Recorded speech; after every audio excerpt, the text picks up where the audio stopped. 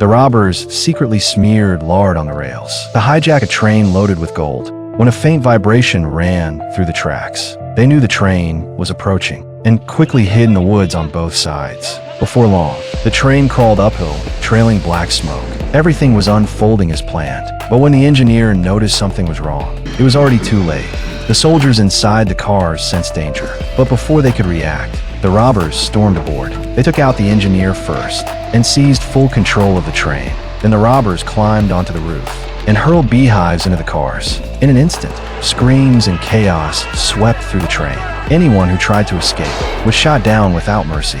Within minutes, the entire train fell into their hands. The leader, Arthur, gave a swift order: cut the communication lines, release the steam, and block any possible pursuit. Next, the cars were uncoupled from the engine, and the gold-filled cars began rolling downhill. The robbers jumped onto the moving cars, convinced the heist was already a success. But they didn't know the colonel assigned to receive the gold had been waiting nearby. When the telegraph suddenly went silent, he instantly realized something was wrong and led his cavalry to intercept the train. Meanwhile, the soldiers trapped inside the cars were driven to agony by the swarming bees. With no other choice, they risked their lives and jumped off.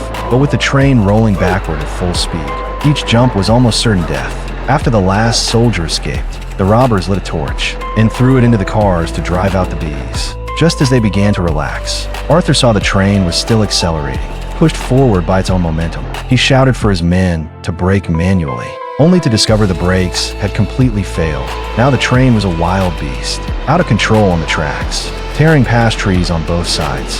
Finally, the train came to a dangerous stop. The robbers, hidden in the woods, rushed forward to meet Arthur. They quickly unloaded the gold, but none of them realized the consequences of this robbery would be far more serious than they imagined.